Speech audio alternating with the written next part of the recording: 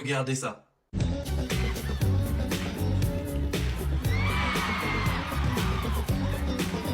Les moonwalks de Michael Jackson, d'où ça vient vraiment? Parce que contrairement à ce que beaucoup de gens pensent, Michael Jackson n'a jamais inventé le moonwalk. Et le plus fou, c'est qu'il ne l'a jamais caché. Les 25 mars 1983, 47 millions de personnes regardent la télévision américaine.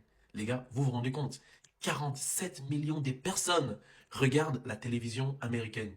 Et pendant quelques secondes, le monde s'arrête. Michael Jackson glisse vers l'arrière, comme s'il défiait la gravité.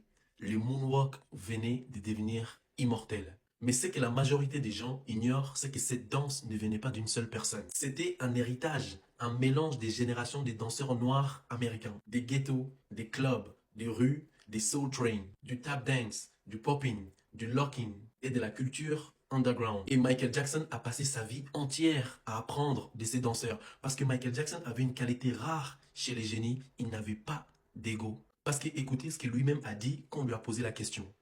Where did the moonwalk come from, actually? Well, the moonwalk came from these beautiful children, these black kids who live in the ghettos and, you know, the inner cities who are brilliant. They just have that natural talent for dancing. They come up with these dances. All I did was enhance the dance. Okay. Il n'a jamais dit « c'est moi qui ai inventé les moonwalks ». Jamais. Au contraire, il disait toujours qu'il avait appris des autres. Parce que l'histoire du moonwalk commence bien avant lui. Bien avant Michael Jackson, un danseur noir américain réalise déjà ses mouvements dans le film Cabin in the Sky. Et dites-vous qu'à l'époque, on ne l'appelait pas encore le moonwalk, on l'appelait the backslide. Regardez ça.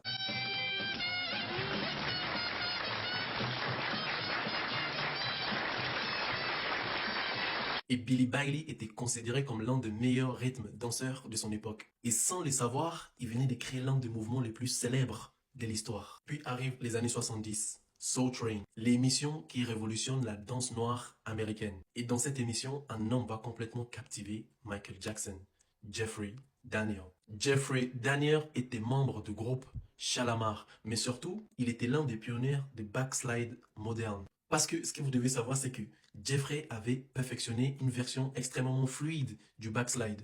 Et quand Michael Jackson voit ces mouvements, il comprend immédiatement qu'il doit apprendre à le maîtriser. La première fois que Michael Jackson découvre réellement ses styles, c'est à travers Soul Train.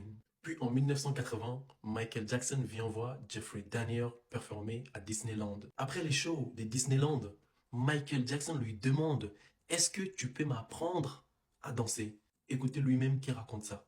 Michael saw me doing the backslide in '79 on Soul Train.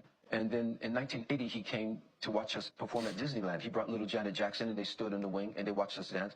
Then he asked me to teach him to dance. Et pendant des semaines, les deux passent leur dimanche à travers des mouvements. Et ce qui est incroyable, c'est que Jeffrey Daniel raconte plus tard que ce n'était pas des cours normaux. Il raconte que parfois il dansait, parfois il regardait Fred Astaire, Gene Kelly, les Nicholas Brothers, Sammy Davis Jr. Et parfois, ils faisaient juste les idiots ensemble. Mais Michael Jackson absorbait tout, chaque détail, chaque mouvement, chaque émotion. Jeffrey Daniel lui a appris à perfectionner les backslides, le mouvement qui deviendra plus tard les moonwalk. Et Michael Jackson pousse le mouvement encore plus loin. Il les rend plus fluides, plus magiques, presque irréels. Et Jeffrey Daniel dira plus tard que Michael était obsédé par la perfection. Même après les Motown 25, la performance qui a choqué la planète entière, Michael lui a demandé « Alors, c'était comment à la télé ?»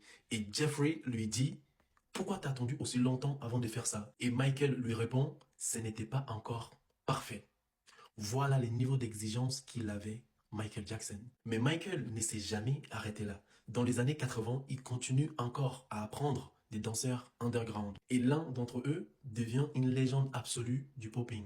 Boogaloo Shrimp, aussi connu sous le nom de Turbo dans le film Breaking. Parce que dites-vous que Boogaloo Shrimp était célèbre pour ses mouvements robotiques ultra fluides. Ces mouvements semblaient inhumains, électriques, presque futuristes. Et ces mouvements vont profondément inspirer Michael Jackson. Les isolations, les popping, les arènes nettes, les effets robotiques, la fluidité du corps. Et tout ça va devenir une partie essentielle du style de Michael Jackson.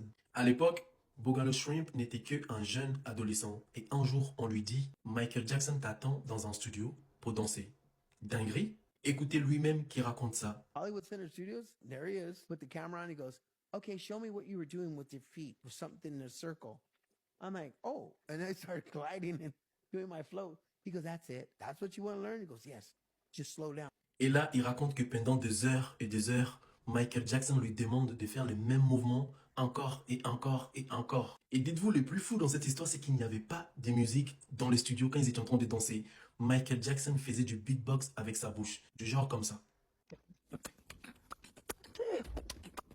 Pendant que Boogaloo Shrimp dansait devant lui jusqu'à avoir mal aux pieds. Et plus tard, Boogaloo Shrimp raconte que c'est là qu'il a compris que Michael Jackson était un génie. Parce qu'il savait que la seule façon d'apprendre, c'était la répétition. Encore et encore, sans ego, sans avoir l'ego. Et même Bobby Brown raconte d'avoir inspiré Michael Jackson. Dans une interview, Bobby Brown raconte qu'il ne lui a pas appris les moonwalk normal qui est donc ça. Mais il lui a plutôt appris les moonwalk sur le côté qu'on appelle les sideways moonwalk, ça. Et Bobby Brown finit par expliquer que Michael a fait les mouvements encore mieux que lui. Écoutez ça. Is it true that you taught Michael Jackson how to moonwalk?